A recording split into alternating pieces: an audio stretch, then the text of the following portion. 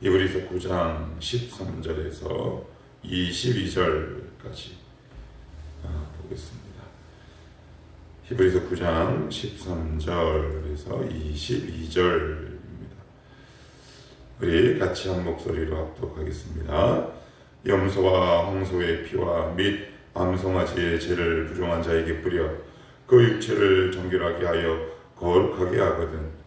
하물며 영원하신 성령으로 말미암아 흠없는 자기를 하나님께 드린 그리스도의 피가 어찌 너희 양심을 죽은 행실에서 깨끗하게 하고 살아계신 하나님을 섬기게 하지 못하겠느냐.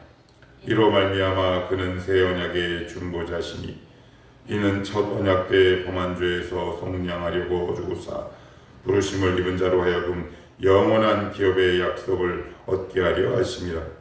유언은 유언한 자가 죽어야 되나니 유언은 그 사람이 죽은 후에야 요요한즉 유언한 자가 살아있는 동안에는 효력이 없느니라. 이러므로 첫 언약도 피 없이 세운 것이 아니니 모세가 율법대로 모든 계명을 온 백성에게 말한 후에 송아지와 염소의 피 및 물과 붉은 양털과 우슬초를 취하여 그 두루마리와 온 백성에게 뿌리며 이르되 이는 하나님이 너희에게 명하신 언약의 피라 하고 또한 이와 같이 피를 장막과 섬기는 일에 쓰는 모든 그릇에 뿌렸느니라. 율법을 따라 거의 모든 물건이 피로써 정결하게 되나니 피 흘림이 없은즉 사함이 없느니라. 아멘. 어제에 이어서 오늘도 구약 제사와 그리고 예수 그리스도가 단번에 들이신 이 속죄죄에 관한 차이와 그 여러 가지 그 능력과 그 분별에 관해서 구별에 관해서 이야기를 계속 이어 나가고 있습니다. 구약의 제사가 온전하지 않았다. 그러나 구약의 제사와 비교할 수 없을 만큼 이 신약의 이 그리스도의 보혈, 우리가 오늘 찬양했던 것처럼 예수 그리스도의 피가 구약의 그것과 전혀 차원이 다른 그 놀라운 제사다.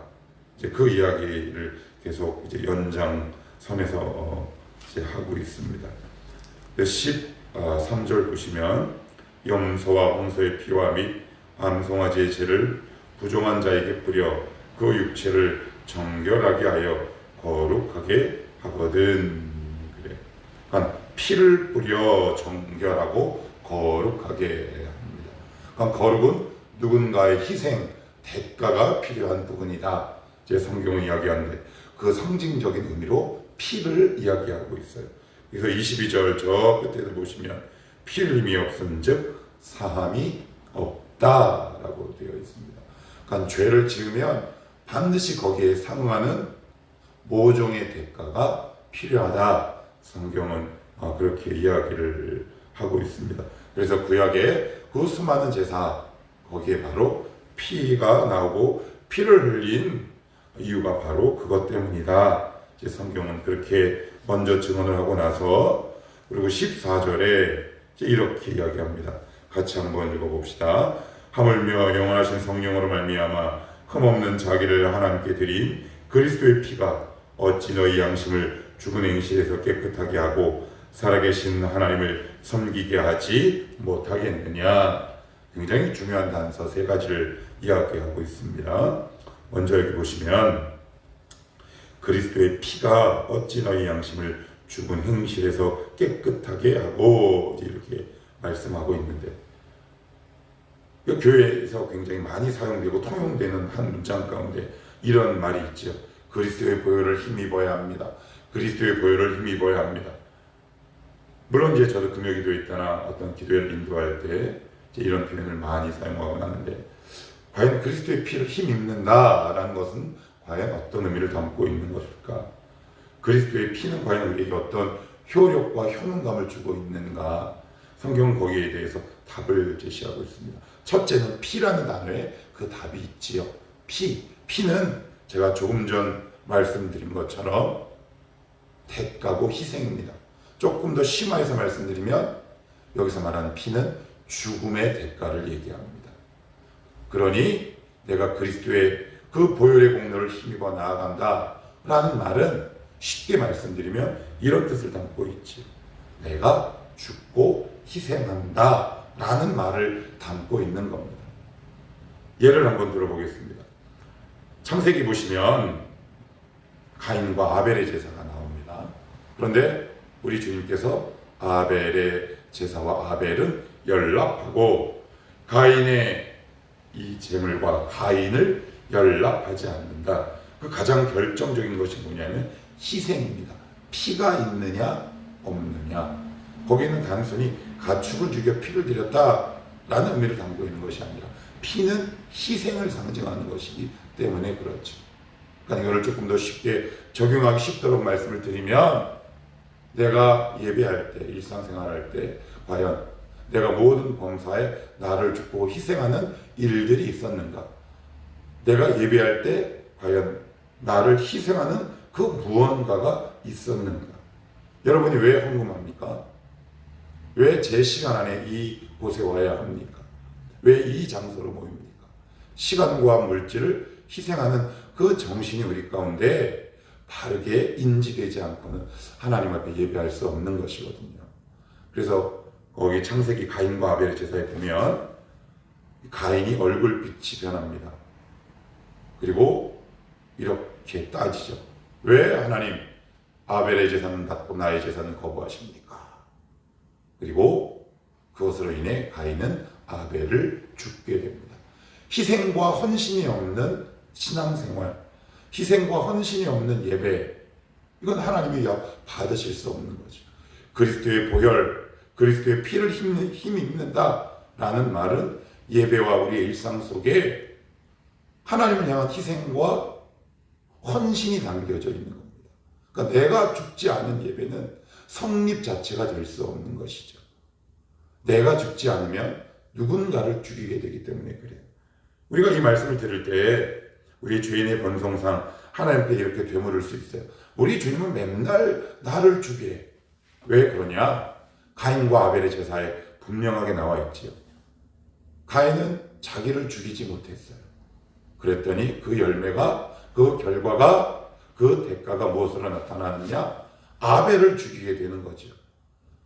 주일에 드리는 예배, 일상의 예배, 혹은 삶의 예배, 우리가 살아가는 삶의 자리와 현장에서 말씀을 붙들고 내가 예수 그리스도의 피를 힘입는다, 믿는다라는 말은 내가 손해보고 희생한다라는 말입니다.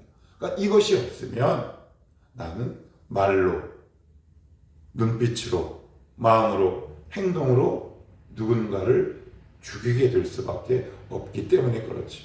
그러니까 이거는 우리에게 단순히 우리에게 짐을 지우기 위한 하나님의 어떤 잔혹한 명령이 아니라 인간의 본성이 죄로 가득하기 때문에 그리스도의 보혈을 힘입어 너희가 일상에서 손해보는 삶을 살아라 라는 말씀이죠. 죽는 삶을 살아라. 안 그러면 우리 가운데 욕심이 잉태되고 그 욕심이 죄를 향해 강력하게 달려나가기 때문에 그래요. 그래서 초대교회에 보면 한 문서에 보면 이런 표현이 나옵니다. 제가 한번 짧게 읽어드리면 이방인들은 그리스도인들을 향해 평가할 때 이렇게 평가를 했답니다. 예수를 믿는다 라는 말은 손해를 본다. 그래서 더욱 안 믿었답니다. 초대교인들 그들이 전도할 때 일상과 그 여러 가지 그들의 살아가는 삶의 현장과 자리 속에서 이방인들이 봤을 때 손해보는 항목들이 너무 많은 거야. 그러니 이방인들이 봤을 때 야, 이거 예수 믿으면 이렇게 손해보는 건가 보다. 이런 마음들이 그 안에 팽배해 있었다고 해요. 그런데 지금은 반대가 됐죠. 너무 자기 이익만 따라 살다 보니 이방 사람들, 믿지 않는 사람들이 우리를 신뢰하지 않게 됩니다. 그러니까 그리스도의 보혈을 힘입는다. 그리스도의 보혈의 가장 놀라운 능력이 뭘까요? 그건 내가 아벨의 제사를 드리는 거죠. 희생하고 있는 겁니다. 죽음이 있는 거죠. 내가 손해볼 줄 아는 겁니다. 그것이 바로 보혈의 능력이다. 두 번째, 그러면 이 보혈은 어떤 능력이 있느냐? 중간부터 보시면 이런 표현이 나옵니다. 하나님께 드린 그리스도의 피가 어찌 너희 양심을 죽은 행실에서 깨끗하게 하고. 그래요. 어제 이어서 연관된 구절이기도 합니다. 죽은 행실에서 깨끗하게 한다라는 말은 무슨 말입니까? 생명을 찾게 한다. 우리의 삶을 변화시킨다라는 말이죠.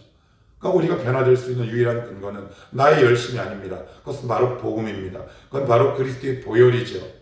인간적 열심으로는 우리는 변화될 수 없어요. 하나님, 제 힘으로는 변화될 수 없음을 시인하고 인정합니다. 그 그리스도 안에서 이루신 하나님의 그 놀라운 그 복음의 의미와 그 깨달음이 나에게 있게 하시고 복음의 능력으로 나를 변화시켜 주시옵소서. 복음만이 우리를 변화시킵니다. 그리스도의 피만 우리를 변화시키죠.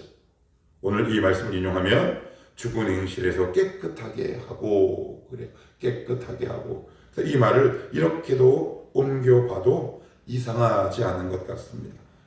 우리의 삶을 죽은 행실에서 변하게 하고, 그러니까 그리스도의 보혈만 우리를 변하게 하는 거죠. 우리의 삶을 유의미 있게 만드는 것, 그것은 바로 복음이다 라고 말씀드렸습니다. 어제도 제가 약간 좀 유치한 비유를 들었지만 정말 악령이 들어도 변화가 있는데 성령이 있는데 변화가 없다.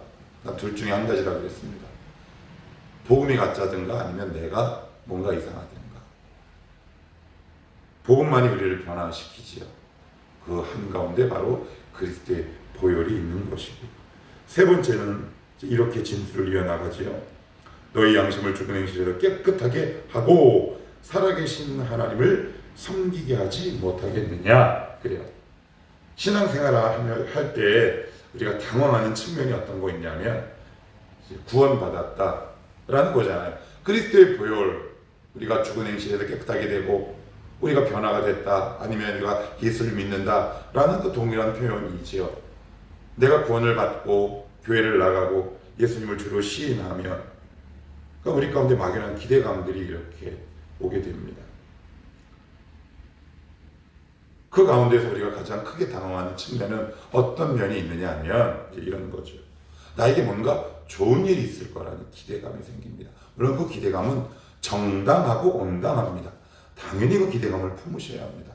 그런데 그 기대감이 과연 성서의 기대감하고 같은가? 제가 무슨 말씀을 드리고 싶냐 하면 우리가 구원을 받고 우리가 하나님 앞에 기대하는 가장 큰 기대감은 뭐냐면 나입니다. 이게 무슨 말이냐? 내가 뭔가 잘 될 수 있다라는 생각을 하며 살아가는 거죠. 물론 그런 경우도 있지만 그렇지 않은 경우가 굉장히 다반사고 훨씬 많습니다. 나는 구원받았고 예수 믿는데 왜 내 삶은 이래? 라든가 아니면 여러 가지 상황과 여건, 심지어 물질적인 어려움이 더 악화될 수도 있는 것이고, 아니면 우리 가족이 또 어려움에 처하게 되는 경우도 있는 거죠. 그래서 주님도 이와 연관해서 복음서에서 이렇게 증언하셨는데 참 적절한 말씀이다 싶어요. 무슨 말씀이냐? 이거죠. 내 말을 인하여 실족하지 않은 자는 복이 있겠다. 복이 있도다. 라고 말씀해요. 왜 그럴까요? 오늘 성경은 뭐라고 얘기하냐면 너희가 구원받은 가장 큰 놀라운 증거요. 그로 인한 가장 큰 선물이 뭔지 아냐? 첫째가 너희의 삶이 변화되는 것이요. 두 번째가 그 그리스도의 피로 인해 하나님을 섬기게 될 수 있다. 오늘 성경은 이렇게 증언하고 있어요.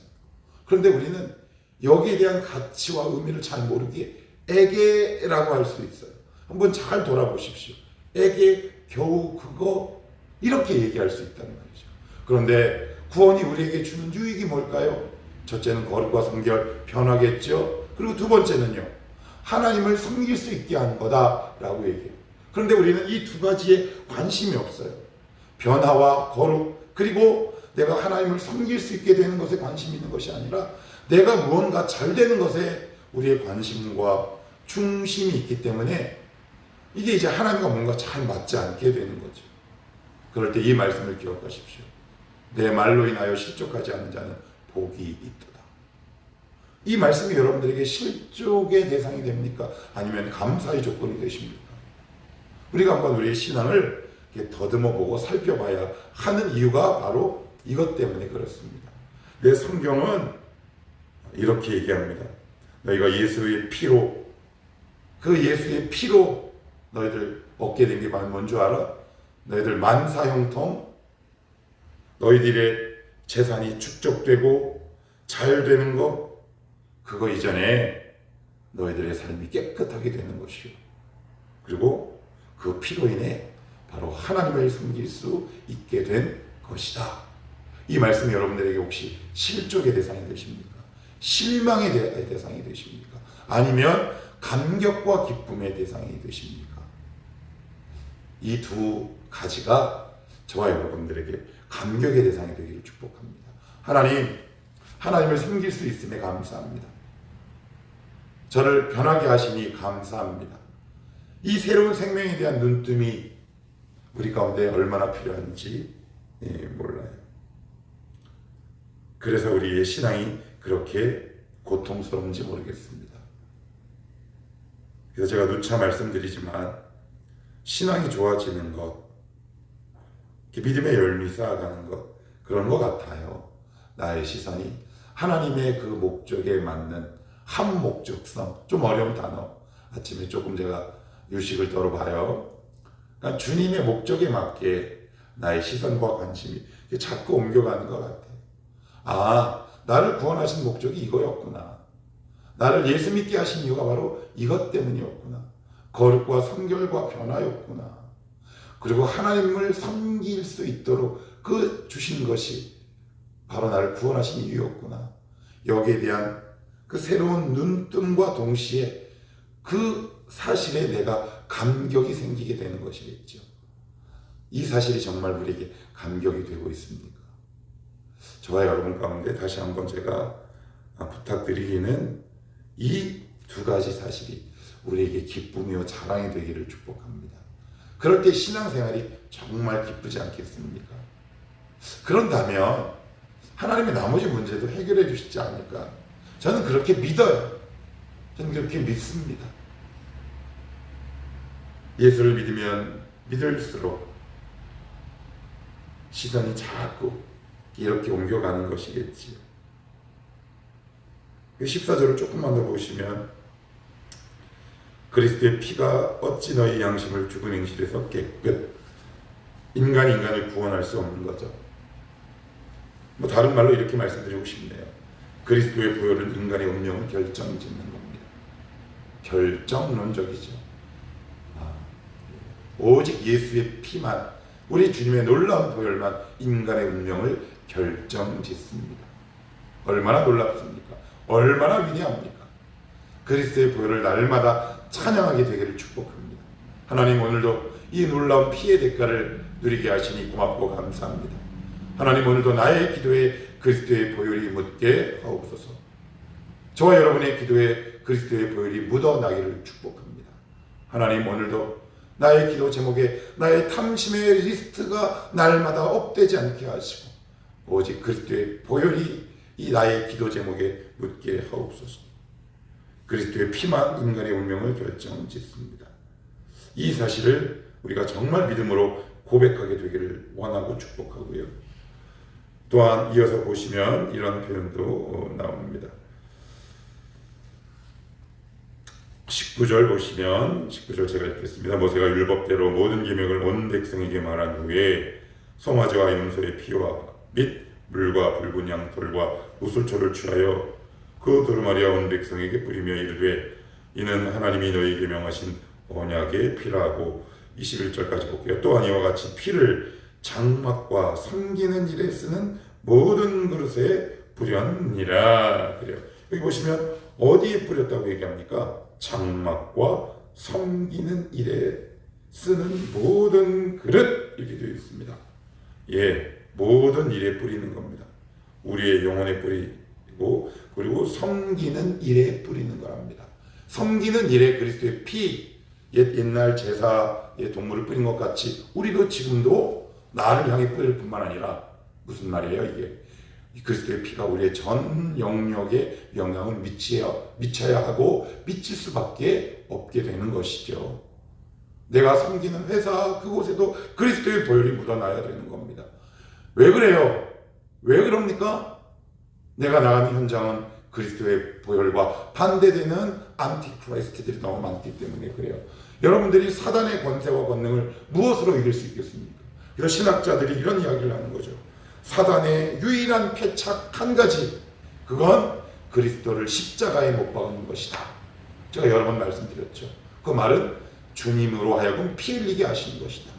그러니까 그들을 패배로 몰고 갈 수 있는 유일한 힘과 근거가 그리스도의 보혈이에요. 여러분, 세상을 나가보십시오.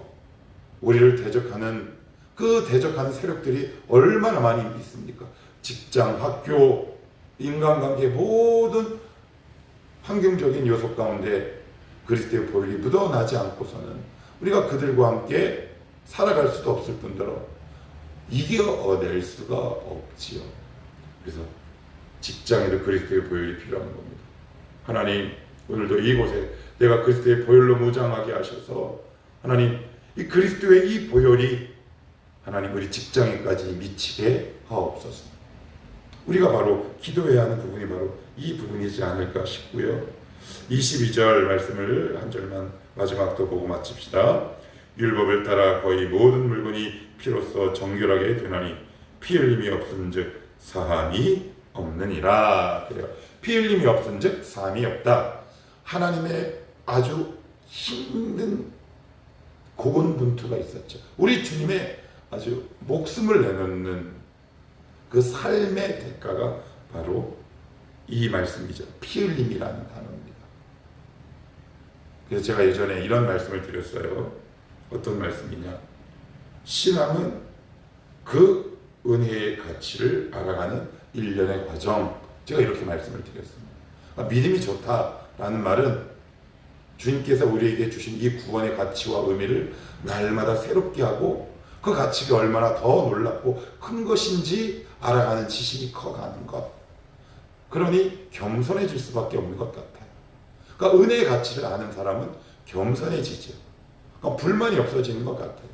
단순히 뭐 겸손만 해지겠습니까? 거기에서 자족이 나오고 기쁨이 나오지 않겠습니까? 우리 주님이 이루어 놓으신 이 구원의 대가와 그 가치, 은혜의 가치와 그 소중함이 이렇게 놀랍게 높고 크고 넓구나 라는 것들을 날마다 배워가고 알아가는 것, 그것이 바로 신앙, 믿음이다. 이렇게 말씀드릴 수 있을 것 같습니다. 주님께서 우리에게 이루어 놓으신 이 구원은 그냥 우리가 흔히 하는 말처럼 예수의 피, 우리의 말같이 이런 요행과 같은 요행수로 이루어진 것이 아니라 주님이 그의 전 인격과 삶을 바쳐 심지어 피 흘리기까지 이루어 놓으신 구원이다. 그래서 우리의 기도 제목이 이렇게 바뀌었으면 좋겠습니다. 하나님, 주께서 이루어 놓으신 그 구원의 의미와 그 가치와 그 넓이와 그 크기를 우리가 날마다 깨닫게 하옵소서. 우리의 기도가 왜 이렇게 힘이 없을까? 어떻게 보면 이것과 반대되는 의미로 기도하고 있지는 않은가? 이렇게 한번 생각도 해봅니다. 우리의 기도가 깊어지기를 소원합니다. 기도의 깊이가 깊어지고 넓어진다라는 것은 그리스도의 보혈의 가치와 의미를 날마다 새롭게 갱신하며 알아가는 것이겠죠. 이렇게 되기를 축복합니다. 기도합시다.